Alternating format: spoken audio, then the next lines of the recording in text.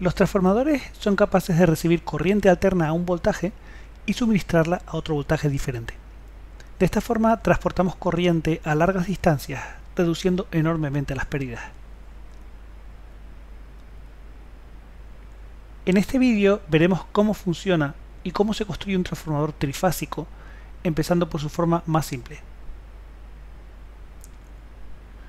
Un transformador funciona gracias a la inducción electromagnética.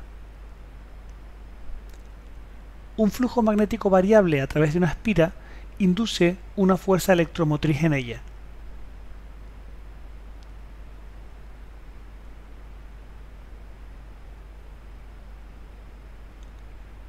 Una forma de disponer de un flujo magnético variable es pasar una corriente alterna a través de una bobina.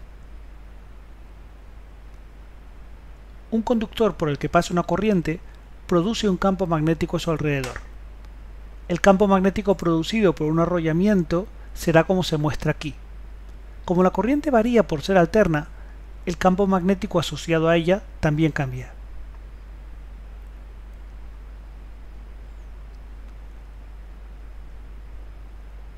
Este flujo magnético puede conectarse a un devanado secundario con la ayuda de un núcleo hecho de material ferromagnético. El núcleo mantiene prácticamente todo el flujo magnético confinado en su interior. De nuevo actúa la inducción, pues el campo magnético variable inducirá una fuerza electromotriz en el devanado secundario.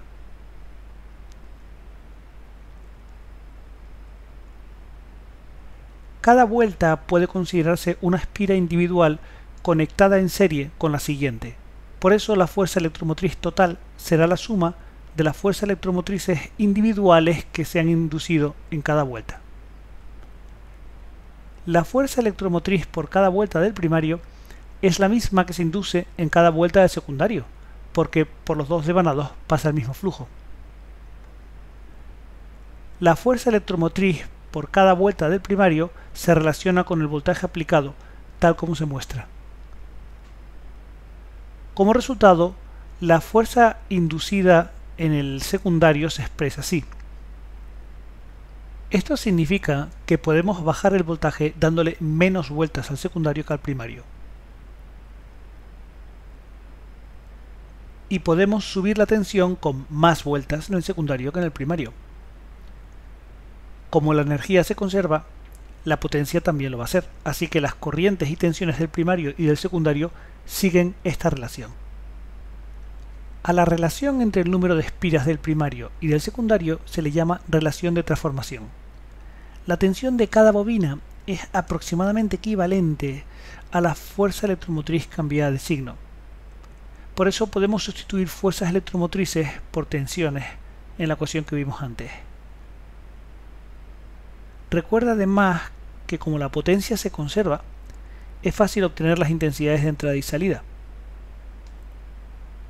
Estas son las ecuaciones que vamos a manejar en los problemas.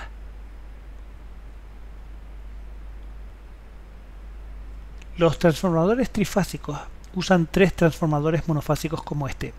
Además, en cada fase la configuración primario-secundario cambia un poco. Aquí los devanados primario y secundario se solapan. Sea primario o secundario, el arrollamiento de mayor voltaje va por fuera.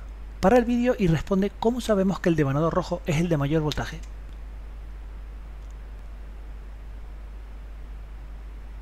Como hay 3 fases, necesitamos 3 configuraciones como esta. Los transformadores que manejan grandes potencias usan habitualmente un tipo de devanado conocido como arrollamiento en disco. Cada disco se conecta en serie con el siguiente. Se alternan conexiones por fuera y por dentro.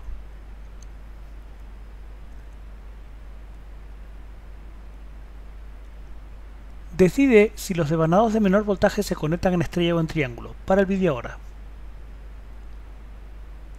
Están en triángulo. ¿Cómo están conectados los de mayor voltaje? Para el vídeo de nuevo.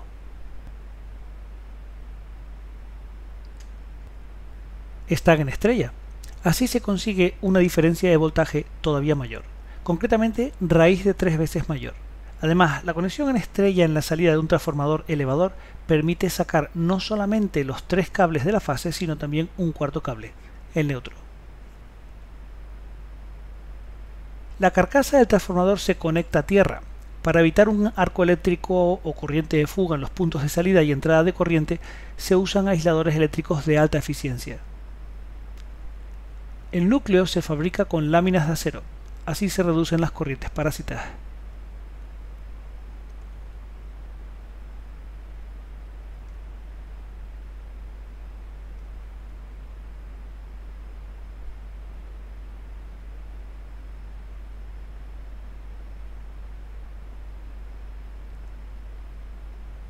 Como vimos, el bobinado de bajo voltaje se dispone normalmente por dentro.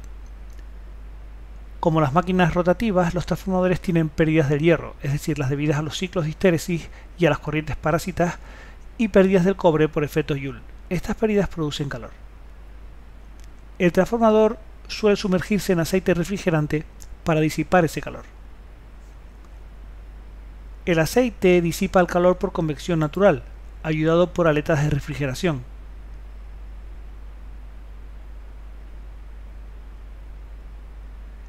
El aceite se expande al calentarse.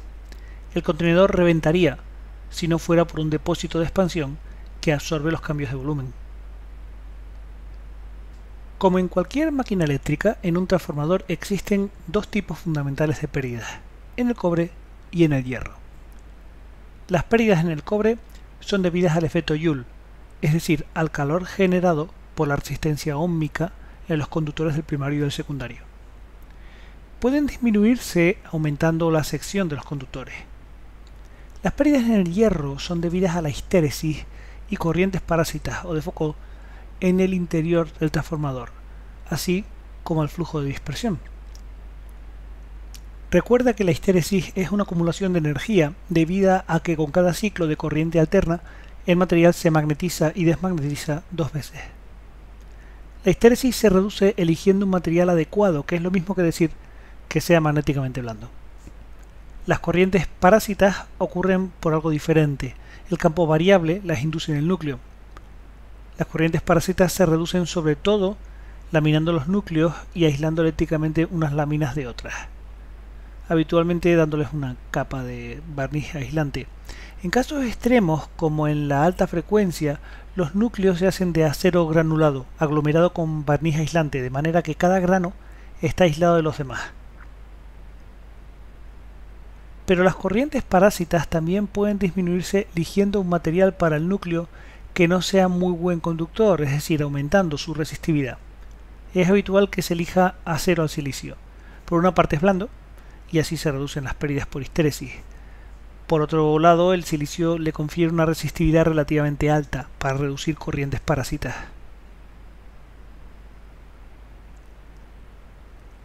Otra pérdida que tenemos que considerar es el flujo magnético de dispersión. El flujo disperso es una pequeña fracción de flujo que no va por el núcleo. Lógicamente representa pérdidas magnéticas. Se puede reducir con un diseño geométrico adecuado del núcleo. Eso se hace de muchas formas. Por ejemplo, montando los dos arrollamientos en la misma columna, o todavía mejor, solapándolos, es decir, montándolos concéntricamente como acabamos de ver. También puede redondearse las esquinas del núcleo. Otra posibilidad es construir pantallas magnéticas que eviten la dispersión. Los transformadores son máquinas estáticas, así que no tienen pérdidas mecánicas. Las otras máquinas eléctricas que estudiamos en este curso, las máquinas rotativas, sí que las tienen. Vamos a nombrarlas y así completamos nuestra visión de las pérdidas en máquinas eléctricas. Las pérdidas mecánicas se deben a rozamiento y ventilación.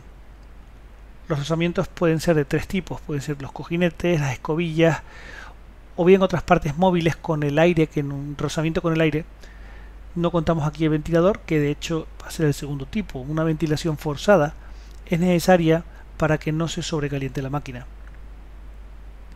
En las máquinas rotativas puede reducirse el flujo de dispersión reduciendo el entehierro, es decir, acercando el rotor al estator hasta que casi se rocen.